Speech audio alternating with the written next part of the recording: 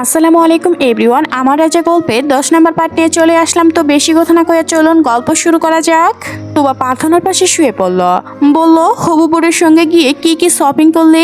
প্রার্থনা অপেক্ষা করে বলল, দুনিয়ার কি আর কোনো বেডা মানুষ ছিল না আমাকে বিয়ে করার জন্য? ওই তালগাছের সঙ্গেই কেন আমার ভাগ্য লেখে রাখলো আল্লাহ তালা।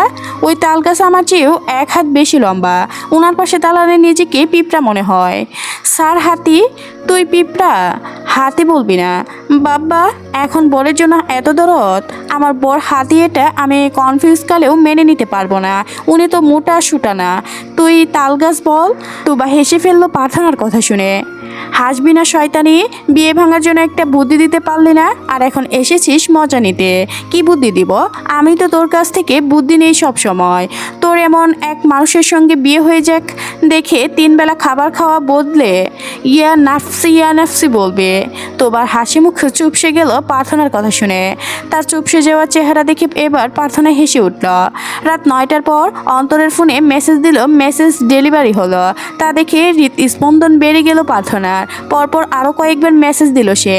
মেসেজ ডেলিভারি হলেও সিন হচ্ছে না। মেসেজ সিন হলো বেশ কিছুক্ষণ পর, প্রায় 10 মিনিট পেরিয়ে গিয়েছে। প্রার্থনা অধীর আগ্রহে অপেক্ষা করতে লাগলো একটা রিপ্লাইয়ের, কিন্তু অন্তরের কোনো রিপ্লাই দিল না। প্রার্থনা আবারও লিখলো, বিয়ে করার জন্য তোকে মেসেজ দিচ্ছি না, তুই ঠিক আছিস কি না সেটা জানতে চাচ্ছি। কি হয়েছিল? মেসেজটা সঙ্গে সঙ্গেই সিন হলো, রিপ্লাই হইল না। মরেছিস নাকি আবার? মেসেজ সিন করছিস, রিপ্লাই দিচ্ছিস না কেন? আর শুক্রবার, পবিত্র জুম্মার দিন, সঙ্গে ইলহাম আর প্রার্থনার বিয়ের দিনও। সরকার বাড়িতে মানুষের হাট বসেছে, আত্মীয় স্বজনে ভরা বাড়ি। আদিলের বাড়ির সবাইকে দাওয়াত দিলেও আদিল আসেনি। প্রার্থনাকে তারা তাদের ছেলের বউ করতে চাইলেও, অথচ তাদের না দিয়েও তাড়াহুড়া করে অন্য জায়গায় দিয়ে বিয়ে দিচ্ছে আলিয়ার মা বাবা আসতে চাইলেও আসতে পারছে না। সেখানে বড় ভাই ভাবি আসবেন না, সেখানে এরা এলে কেমন দেখায় না? বড় ভাই ভাবিকে তো অপমান করা হবে। আলিয়ার শ্বশুর বাড়ির সবাইকে দাওয়াত দিলেও তারাও কেউ আসতে পারেনি। যেখানে আলিয়ার মা বাবা বাড়ির কেউ আসবে না, সেখানে তারা কিভাবে আসবে? পার্লার থেকে লোক এসেছে, সাজিয়ে দিয়ে গিয়েছে প্রার্থনাকে। প্রার্থনা এখন নিজের রুমেই অবস্থান করছে। বরযাত্রী এসেছে কিছুক্ষণ আগে। খাওয়া দাওয়ার পর্ব চলছে এখন। প্রার্থনার কাছে তার কাজিনরা রয়েছে, এক একজন এক এক রকম কথা বলছে। স্যার থেকে বড় হবে এটা নিয়ে ইসমাইল করছে কয়েকজন। প্রার্থনার মধ্যে এত ধৈর্য কোনো দিনই ছিল না। আজকে যতটা ধৈর্য নিয়ে বসে আছে সে, এই যে ভেঙে যাবে কনসমিউটের মতো একটু পর, সে বসে যে উঠেছে তার কাজিনদের মুখে। এসব শোনার মতো মেয়ে কি সে? অথচ সে চুপচাপ শুনছে। বিয়ের রেজিস্ট্রি সম্পূর্ণ হওয়ার পর বাজিদ সরকার আর ইকতিয়া মির্জা কাজীর সাক্ষাৎ নিয়ে এলেন বিয়ে পড়ানোর জন্য। রুম খালি হওয়ার বদলে মানুষ ভিড় জমে গেল আরও। কবুল বলার সময় খুব বেশি সময় নিল না প্রার্থনা, বেশ স্পষ্ট সুরেই কবুল বলেছে সে। বিয়ের আনুষ্ঠানিকতা সম্পূর্ণ হওয়ার পর বর আর কনেকে আশেপাশে বসানো হয়েছে। প্রার্থনা ইলহামের মুখের দিকে একবার তাকিয়ে দৃষ্টি নামিয়ে নিয়েছে। ইলহামের পরনে তার পছন্দ করে নেওয়া শাড়ি। ইলহামের চোখে চোখ পড়তেই প্রার্থনার হৃদস্পন্দন থমকে গেল। এমন গভীরভাবে কেউ তাকায়? তোবা ওয়াশরুমে গিয়েছিল।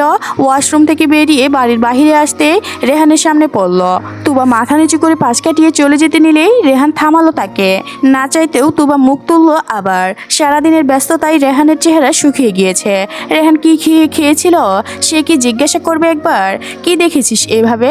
রেহানের কথা শুনে তড়িগড়িতে মুখ নামিয়ে নিল তুবা। লজ্জায় চোখ মুখ খিচে বন্ধ করে ফেলল। আমাদের বিয়েটা কবে হলে ভালো হয়? রেহানের কথা শুনে মুখ তুলে গোল গোল চোখে তাকালো তুবা। রেহান আগের মতো নিচু সুরে বলল, কথা বলছিস না কেন? তুবা কম্পিউন সুরে বলল, কি কার বিয়ে? আমাদের। যাকে বিয়ে করবে গিয়ে তাকে জিজ্ঞাসা করো, তাকেই তো করছে। ইহা কি মানে? কি বলছো তুমি? সহজ বাংলা বলছি, তবুও বুঝতে পারছিস না? বলছি আমাদের দুজনের বিয়ে কবে হলে ভালো হয়। মানে তুই কবে বিয়ে করতে চাস? আজকেই করবি? কাজে আছে এখনো। আমি কেন তোমাকে বিয়ে করব? আমি বিয়ে করব না তোমাকে। কেন? করলে সমস্যা কি? আমি খারাপ? আমার নামে কোনো বাজে রিপোর্ট আছে? তোবা কাদো কাদো গলায় বলল, কিচ্ছু নেই, তুমি খুব ভালো ছেলে, কিন্তু আমি তোমাকে বিয়ে করব না। করবি না কেন সেটা বল। তোমাকে আমার পছন্দ না? কি এভাবে রিয়েক্ট করছস কেন? তুই কি বললি আবার বলতো? এভাবে ভয় দেখাচ্ছ কেন? আমি বলেছি আমি তোমাকে পছন্দ করি না। মানে আমি তো তোমাকে বড় ভাইয়ের নজরে দেখি ছোটবেলা থেকে। তোমার সঙ্গে আমার বিয়ে কিভাবে সম্ভব বলো? আমি এখন যাই? হ্যাঁ। কোথাও যাবি না, চুপচাপ দাঁড়া এখানে। তোবা বেচারি পারে না এইখান থেকে ভিউ ভিউ করে কেঁদে ফেলে। রেহান আশেপাশে নজর বুলিয়ে দেখে তাদের কেউ দেখছে কিনা। তারপর আরও কয়েক কদম এগিয়ে গেল তুবার দিকে। ভয় পেয়ে তুবা পিছিয়ে গেল 2 কদম। রেহান দাঁতে দাঁত চাপল। কিছুক্ষণ স্থির দৃষ্টিতে তাকিয়ে থেকে নিজেকে শান্ত করে নরম গলায় বলল, আমাকে দেখলে সবসময় এমন কাঁপাকাঁপি করিস কেন? তোকে কোনোদিনই কিছু বলেছি আমি? তুবা ঢুক গিলে মিনমিন করে বলল, এই যে এখন বলছো, কেমনটা লাগে? এমন একটা গাদার প্রেমে পড়তে হলো তাকে? তুবা ছোটবেলা থেকেই তাকে দেখলে দূরে দূরে থাকে, তার মুখের দিকেও খুব একটা তাকায় না। বড় হওয়ার পর এই ব্যাপারটা আরও বেড়ে যায়। তাকে দেখলে পারে না মাটি গর্ত করে মাটিতে লুকিয়ে পড়ে। তুবা এমন আচরণের কারণে তার দিকে মনোযোগ বাড়ে না রেহানের। তারপর ধীরে ধীরে সে উপলব্ধি করলো এই বোকাশোকা ভীতু মেয়েটার প্রেমে পড়েছে সে। প্রেম টেম তাকে দিয়ে হবে না, এসবের প্রতি তার আগ্রহও নেই। কলদে একেবারে বিয়েই করবে বলে সিদ্ধান্ত নিয়েছিল। তার পরিবার তাকে বিয়ে করানোর জন্য এত তাড়া দেয়, এখানে ওইখানে মেয়ের কথা বলে, কিন্তু বাড়ির পাশে যে একটা মেয়ে আছে রোজ তাদের বাড়িতে আসা যাওয়া করে, সেই মেয়ের কথা একবারও বলে না। সেই মেয়েকে দেখেও না। একবার তো বলতে পারে তোমাকে বিয়ে কর।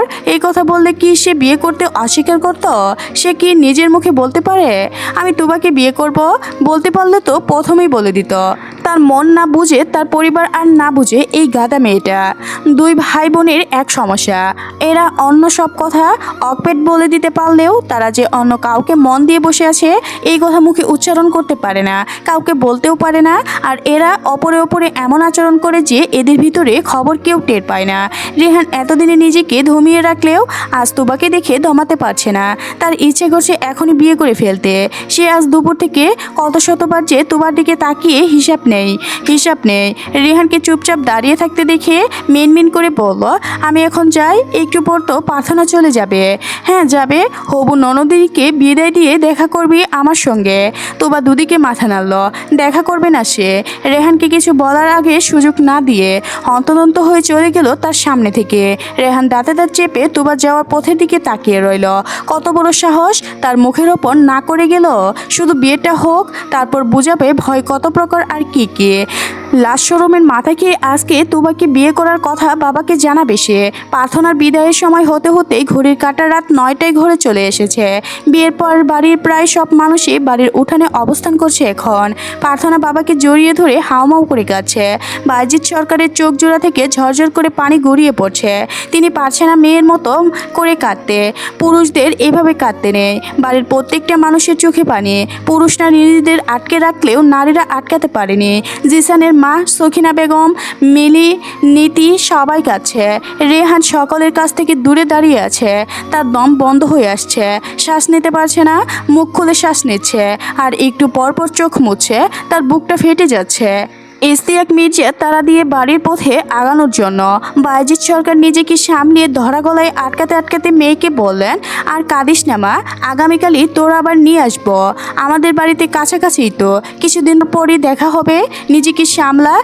শায়নের বউ, বোন আর দাদির দিকে তাকিয়ে বলল, তোমরা এভাবে কাঁদলে প্রার্থনা নিজেকে সামলাবে কিভাবে? নিজেদের সামলাও তোমরা।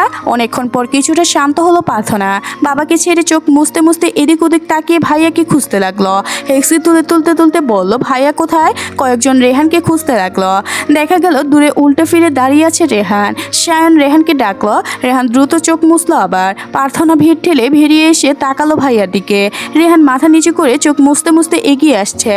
প্রার্থনা দূরে গিয়ে ঝাপটে ধরলো ভাইয়াকে। তারপর আবার হাউমাউ করে কেঁদে উঠল। রেহানও শক্ত করে জড়িয়ে ধরলো বোনকে। নিজেকে আর ধরে রাখতে পারে না পেরে ফুপিয়ে উঠল নিজেও। শক্তভুক্ত পুরুষশালী দেহ খানটা কাঁপতে লাগলো তুলমুল ভাবে। সবাই তাকিয়ে রইল দুজনের দিকে। দুজনেই কাছে দুজনকে জড়িয়ে ধরে। ভাই বোনের এমন ভালোবাসা সচরাচর দেখা যায় না। শায়ন এগিয়ে এসে রেহানের কাঁধে হাত রেখে দরা গলায় বলল, ভাই এভাবে কাঁদছিস কেন? সামলা নিজেকে। রেহান সামলাতে পারছে না নিজেকে। প্রত্যেকটা মানুষের জীবনে কিছু মুহূর্ত আসে যখন কোনোভাবে নিজেকে সহজে সামলানো যায় না, শক্ত রাখা যায় না। শায়ন আরও কতক্ষণ 2 ভাই বোনকে সান্ত্বনা দিল। আগামীকাল তো দেখা হচ্ছে, এত কান্নাকাটির কী করার আছে? রেহান বোনের মাথায় চুমু খেয়ে জড়ানো গলায় বলল, আমার সোনা, কখনো কোনো সমস্যা হলে সঙ্গে সঙ্গে আমাকে জানাবি। ভাইয়া আছে না, কোনো ভয় নেই। প্রার্থনা কাঁদতে কাঁদতে বলল, আমার বুক ফেটে যাচ্ছে ভাইয়া, তোমাদের ছেড়ে কিভাবে থাকবো রাখবো আমি? রেহান বোনের কথায় উত্তর দিতে পারলো না। বোনকে আদর করলো মন ভরে, প্রাণ ভরে। ছোট থেকে এখন পর্যন্ত তারা দুর্দিন অর্ধেক জুড়ে শুধু তার বোন। এই বোনকে ছেড়ে সে কিভাবে থাকবে? ইলহাম ধীর পায়ে এগিয়ে এলো, তার পিছন পিছন এলো আরো কয়েকে। রেহানের মুখের দিকে তাকিয়ে ইলহাম বলল, আপনি চিন্তা করবেন না ভাইয়া, আপনি দেখো, আপনার বোনকে আমি দেখে রাখবো। কলিজাটাকে। রেহান ইলহামের দিকে তাকিয়ে বলল, ওকে কিন্তু কোনোদিন কষ্ট দেবে না, আপনারা নিশ্চিত থাকতে পারেন। ইলহামের নানা বললেন, রাত বাড়ছে, এখন আগানো উচিত। নাতি বউ, বাকি কান্নাকাটে আগামীকাল বাড়িতে আসার সময় করলেই হবে, এখন চলো। এমন আবেগীময় পরিবেশ ও নানার কথা শুনে কয়েকজন ফিক করে হেসে ফেলেছে। তারপর মুহূর্তে এমন ভাব করলেন যেন তারা কিছুই জানে না। রেহান বোনের হাত আবারও তুলে দিল ইলহামের হাতে। কিছু বলতে গিয়েও আটকে গেল, আওয়াজ বের হচ্ছে না গলা দিয়ে। ইলহামের সঙ্গে এক পা দু পা করে নিজের বাড়ি, আপন মানুষ, চিরচেনা পরিবেশ ছেড়ে নতুন দিকে এগোলো প্রার্থনা। এতকাল মাকে খুব মিস মনে না পড়লেও আজ খুব বেশি মনে পড়ছে। তার মা কেন এত আগে চলে গেল তাদের ছেড়ে? তার মায়ের হায়াত এত কেন কম দিয়েছিল আল্লাহ তাআলার উত্তম পরিকল্পনাকারী। গাড়িতে ওঠার আগে আবারও কান্নায় ভেঙে পড়ল প্রার্থনা। সে বারবার শুধু ভাই আর বাবার দিকেই তাকাচ্ছে। ইলহাম সাবধানে তাকে গাড়িতে বসিয়ে দিল, তারপর নিজে উঠে বসলো। কান্না করতে করতে ঝাপসা চোখে নিজের পরিবারের দিকে তাকিয়ে রইল প্রার্থনা। বাড়ির সবাই চোখ মুছছে আর তাকে দেখছে। তুবা নিজের ছোট্ট ভাইয়ের হাত ধরে দাঁড়িয়ে আছে, সেও সমান তালে হেক্সি তুলছে। গাড়ি স্টার্ট হতেই হাত নাড়িয়ে সকলে বিদায় জানালো প্রার্থনা। আস্তে আস্তে গাড়ি চলতে শুরু করলো। পিছনে পড়ে গেল প্রার্থনার চেনা জগৎ। ইলহাম প্রার্থনার দিকে একটু ঝুঁকে এসে বলল, এ তো কেঁদো না, মাথা ধরে যাবে, শান্ত হও। প্রার্থনা ঘাড় ঘুরিয়ে তাকালো অপ্রিয় পুরুষের দিকে। এই মানুষটা এখন তার বর, তার জীবন মরণের সঙ্গী। ইলহাম টিস্যু দিয়ে প্রার্থনার চোখ মুখ মুছে দিল ভীষণ যত্ন নিয়ে। পানির বোতলে ছিপি খুলে বোতল হাতে দিয়ে বলল, পানি খাও। প্রার্থনা খুলে দুডুক পানি খালো। বোতলে ছিপ লাভিয়ে রেখে ইলহাম আবারও বলল, সিটে গিয়ে এলিয়ে চোখ বন্ধ করে লম্বা শ্বাস টেনে নাও, ভাল লাগবে। ইলহামের মুখের দিকে তাকিয়ে থাকতে থাকতেই সিটে গা এলিয়ে দিয়ে চোখ বুঝলো প্রার্থনা। ইলহাম তার এক হাত মুঠো করে ধরে নিজের সিটে এগা এলিয়ে দিল। প্রার্থনা একবারের জন্য যথেষ্ট করলো ইলহামের হাতের মুঠ থেকে নিজের হাত ছড়িয়ে নেওয়ার। প্রথমে ইলহামকে অসহ্য লাগলেও আজ লাগছে না। বিয়ে সম্পূর্ণ হওয়ার পর যখন ইলহামকে দেখলো তখন তার বুকে অন্যরকম এক অনুভূতি শুয়ে যাচ্ছিল। তার রাগ আর লাগেনি, মেজাজ খিটখিটে হয়নি, এখনো এসব হচ্ছে না। বরং ইলহাম তার হাত এভাবে ধরে বসে থাকায় তার ভাল লাগছে। মনে হচ্ছে এই হাতটা তাকে ভরসা করা যায়। চোখ মেলে ঘাড় ঘুরিয়ে তাকালো ইলহামের মুখের দিকে। দেখলো ইলহাম নিষ্পলক চোখে তাকিয়ে আছে তার মুখের দিকে। হৃদস্পন্দন বেড়ে গিয়েছে প্রার্থনার। তড়ি গতিতে ঘাড় ঘুরিয়ে বাহিরে তাকালো সে। মুচকি হাসলো ইলহাম। রাত প্রায় 11টা বেজে গিয়েছে। বাসর ঘরে বিছানার ওপর এক হাত সমান ঘুমটা টেনে বসে আছে প্রার্থনা। সে যার জন্য অপেক্ষা করছে তার আসার কোনো নামগন্ধই নেই এখনো। অন্যদিন এই সময় ঘুমিয়ে যেয়ে দেশে থাকলেও আজ কেন যেন একটু ঘুম পাচ্ছে না প্রার্থনার। গতকালও অনেক রাত পর্যন্ত জেগেছিল। চাচাতো, মামাতো বোন, ফুফাতো বোন, খালাতো বোন, বোনদের যন্ত্রণায় ঘুমাতে পারেনি। প্রার্থনার ফোনে মেসেজের নোটিফিকেশন এলো একটা, তারপর পর আরও কয়েকটা। ইচ্ছা না থাকা সত্ত্বেও ফোনটা হাতে নিয়ে স্ক্রিনে তাকালো সে। অন্তরের মেসেজ ভালোভাবে পড়ার আগে কল এলো। প্রার্থনা রিসিভ না করে কেটে দিল পরপর দুবার। অন্তর মেসেজ আবারও বলল, সরি, প্লিজ মাফ করে দাও, আমি বিরাট বড় সমস্যায় পড়েছিলাম, সেজন্য আসতে পারিনি। আর এতদিন তোমার সঙ্গে মনোযোগ যুগে কথা করতে পারিনি। জান, প্লিজ একটাবার কল রিসিভ করো, আমার কথা একটাবার শোনো, প্লিজ প্লিজ। প্রার্থনা দাঁতে দাঁত চেপে নিজেই কল করলো আর সঙ্গে সঙ্গে রিসিভ করলো। অন্তর কিছু বলার আগে প্রার্থনা বলল, এই মাঙ্গের নাতি, কি বলবি তুই বল। হ্যাঁ, কি বলবি? তুই কোন সাহসে আমাকে মেসেজ বা কল দিচ্ছিস? তুই মেসেজ দেখছিস, সিন করছে, কিন্তু রিপ্লাই দেওয়ার প্রয়োজন মনে করিস নি। আবার ভালোবাসার ময়রা আসস, হারামি। সামনে পেলে ছেঁড়া জুতো দিয়ে মারবো তোকে। প্রার্থনা প্লিজ আমার কথাটা তো শোনো। বল, কোন ঘোড়ার মাথা বলবি তুই বল, শুনছি আমি। অন্তর কয়েক সেকেন্ড চুপ থেকে বলল, আমি সত্যি সত্যি তোমাকে ভীষণ ভালোবাসি। তোর এই সস্তা ভালোবাসার কথা শোনার জন্য কল করেছিস তুই? তোর এসব শোনার ইচ্ছা বা সময় কোনোটাই আমার নেই। আমি বাসর ঘরে বসে আছি আমার বরের অপেক্ষায়, তোর সঙ্গে ফালতু আলাপ করার জন্য না। ফোন রাখ। কি, তুমি বিয়ে করে নিয়েছো? আমার কথা একটাবারও ভাবলা না? তুই যে কি তোর কথা ভাববো আমি? ফোন রাখ, নয়তো ফোনের ভিতর ঢুকে তোর চাপড় সব কয়টা দাঁত নড়বড়ে বানিয়ে দিয়ে আসবো। আমার ফোন নষ্ট হয়ে গিয়েছিল, সেজন্য তোমার সাথে যোগাযোগ করতে পারিনি। আজকের গল্পটি এ পর্যন্ত শেষ হয়ে গেল। পরবর্তী পার্ট পেতে অবশ্যই চ্যানেলটি সাবস্ক্রাইব করে রাখবেন। ধন্যবাদ সবাইকে, ভালো থাকবেন। গল্পটি কেমন লাগলো অবশ্যই কমেন্ট করে জানাবেন।